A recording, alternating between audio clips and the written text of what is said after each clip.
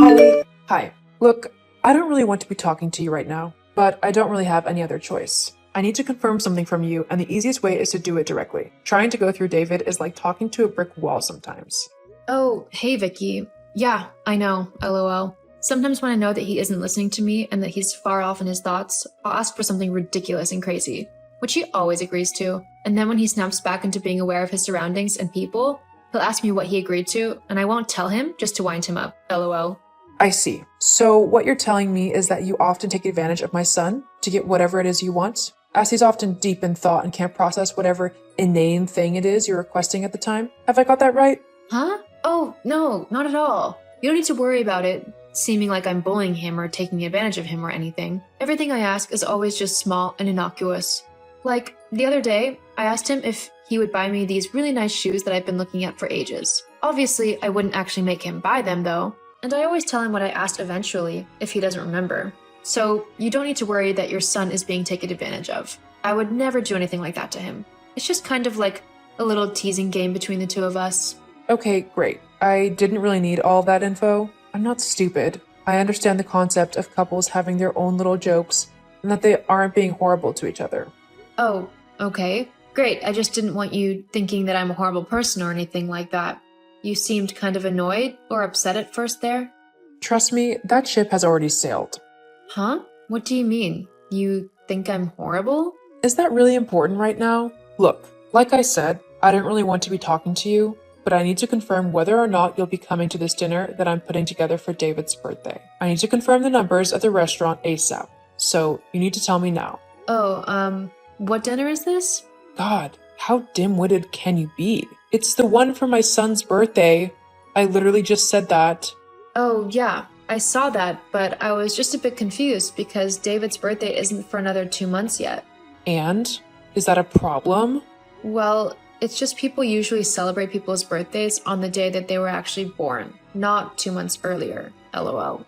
Well, I won't be in town in a couple of months' time, and I want to spend some time with my precious little boy for his birthday. Is that okay? Or are you suddenly the birthday police who make sure that people don't celebrate birthdays before their designated days? Oh, no, it's not a problem. I mean, I just didn't know you were going away.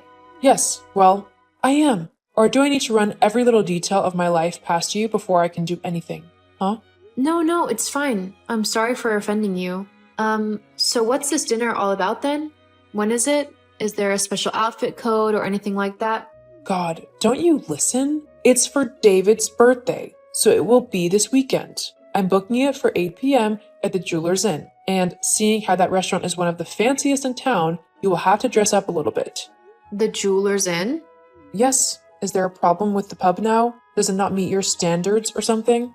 Oh no, not at all. It's a lovely looking place, but it's just that it's a bit expensive. I've looked online before and all of the main dishes are above $20 each. I just don't know if me and David can afford that really. We're not exactly the richest people out there, you know.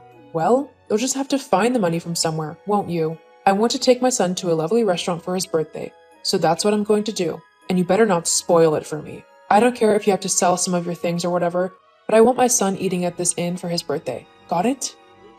Yes. I understand. I'll figure something out. You don't need to worry. I wasn't worried. Now, I know that might be difficult for you and all, considering all of your clothes look like things you'd wear to work in, but maybe you can make a bit more of an effort for David this time and actually go and buy yourself a nice dress. I'm sure he would be very grateful to see that he actually married a woman. Are you seriously insinuating that I'm not a woman? Well, have you seen yourself in a mirror lately? You look like a butch lesbian or something. Not to mention that all of your clothes reflect that as well. You have nothing nice to wear on a day-to-day basis, and it makes you seem like a man with the way you dress. Honestly, have you never heard of a nice summer dress or a skirt and blouse? It would do you a world of good, believe me. I'm sorry, but why are you being so rude and horrible to me? I haven't done anything to you to deserve it, and attacking me on such a personal level is ridiculous. My clothes are fine, and so is how I look. You honestly are starting to sound like a child. Yes, well, I just don't think that you're right for my son. I asked him not to marry you, but he was set on doing it anyway. Hang on, why didn't you want him to marry me? Well, let's face it, you're not exactly the most amazing woman out there, are you? In fact, you're just a normal nobody who can't really offer David much in life. If it were up to me, David would have married my friend's daughter, and then the two of them would have been set for life. Well, I mean, I can offer him lots of things in life, like a good and loving home where he can come back to and feel safe and relaxed after a hard day of work. Not to mention that I also work as a teacher, so I bring in money as well. We share all of the costs in life, so I help out a lot actually. And yet you're still on such a meager amount of money? How sad. Let's face it, you're just a burden to David. Without you, he could have done so much more and achieved so much. Oh well, I guess I'll just have to hope that his children will take after him. That way I can help steer them in the right direction in life. Okay, first of all, me and David would be the ones who decided what happened with our children if we had them. You know, being the actual parents and all, we would be the ones who decided what school they went to, what they were allowed to eat and drink, and what they would be taught at home. Being their grandparent, you would have to follow our rules concerning our children, and if you tried to subvert what we asked of you and tried to teach our kids stuff we didn't like, then you would lose your privileges to see them. You can't do that. I would be their grandmother. I have every right to see my grandchildren. No, you have the right to see them if me and David tell you that you have the right to see them. That is all. Why you? Look, I really don't want to talk to you right now. So just put me down as yes. I'm coming to the meal. I know the details, so we can end this conversation here now. Goodbye. Fine. I'm done talking to such a pathetic woman anyway.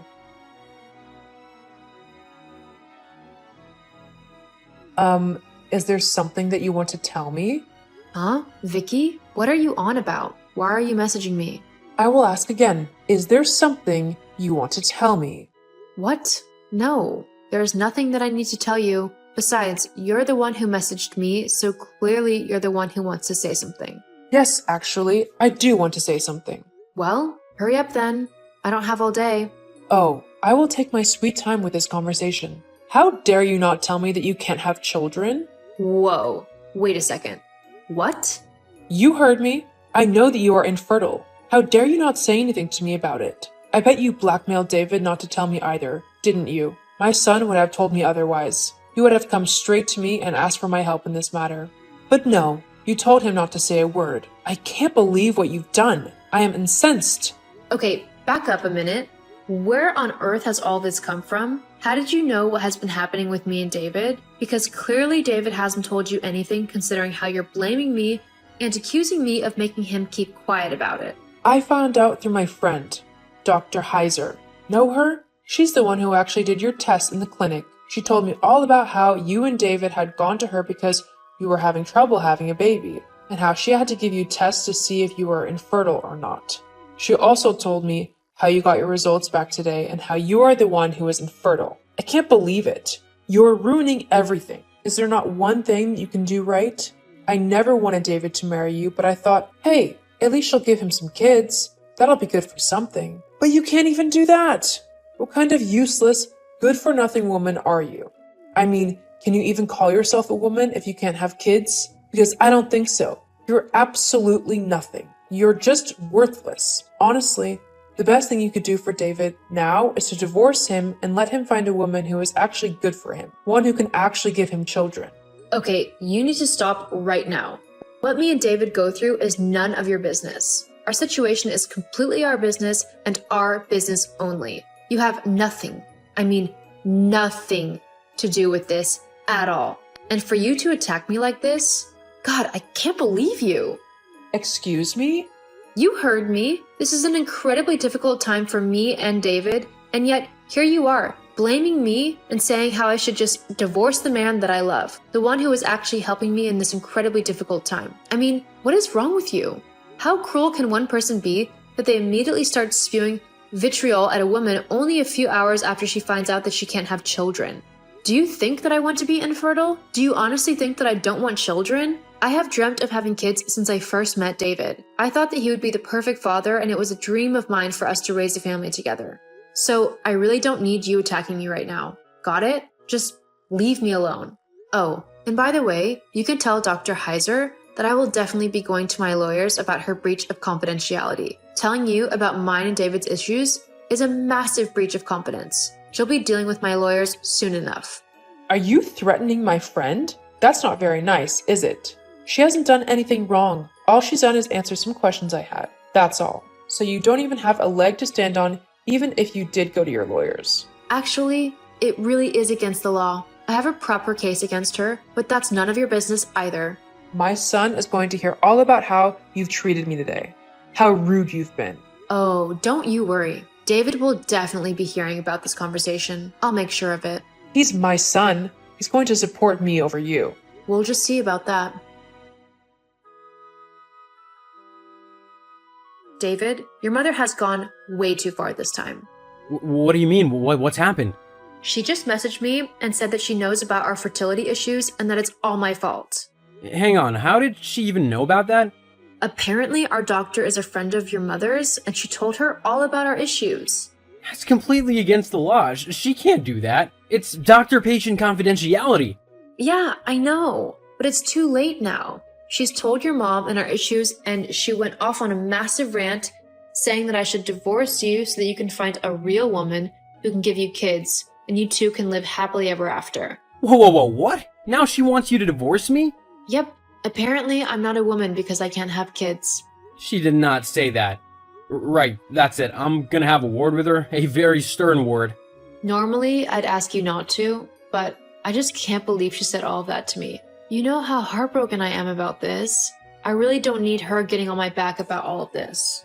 Hey, don't you worry about this for another second. I'll sort her out. You don't need to be worried that she's gonna say anything like that ever again. I want you to take all the time you need to process this information. I'll be there for you every step of the way.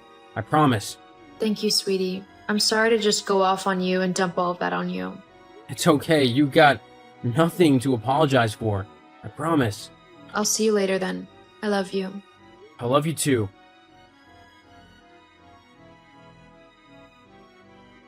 I can't believe you tattled to David like that. He had a massive go at me yesterday. My son has never done that before. You've corrupted him, making him hate me.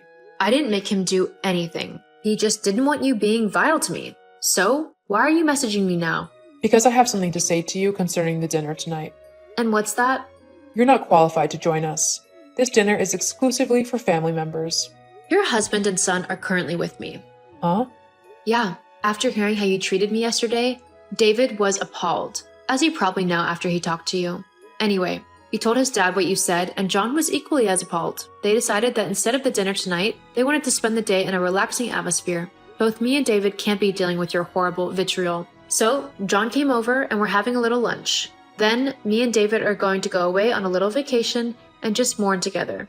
It's what we need. But that's not fair. I should be there too. No. In fact, David and I have decided that we want nothing to do with you. What do you mean? After how you treated me, we have decided that we don't need someone so toxic in our lives. Someone who would so willingly blame me for something that isn't my fault. But... Goodbye, Vicky. Don't contact me again. Wait. After telling Vicky off, I blocked all of her numbers so that she couldn't contact me again. David also did the same, as he couldn't believe what his mother had done to me. We went on vacation like I said we would, and whilst we were there, our lives changed. We came across an orphanage where we met an adorable little girl. It was from then on that both me and David decided that we wanted to adopt. We've begun the process, and the little girl we met is the one who we are trying to adopt. Whilst my diagnosis was an incredibly heartbreaking thing, it's good to know that it's not the end of being able to have children. There are plenty of children in the world who need a loving home and parents to grow up in, and me and David are happy to provide that. As for Vicky, the last I heard was that she told all of her friends what had happened, but funnily enough, they seemed to think that she was the one in the wrong, and they all decided to stop being friends with her. Sometimes, people will bring their own karma down on them. Oh, and as for Dr. Heiser, me and David are currently in the process of suing her for breach of contract. She has also lost her medical license due to what she did, something that is deserved, as who knows who else she could have damaged with her gossip.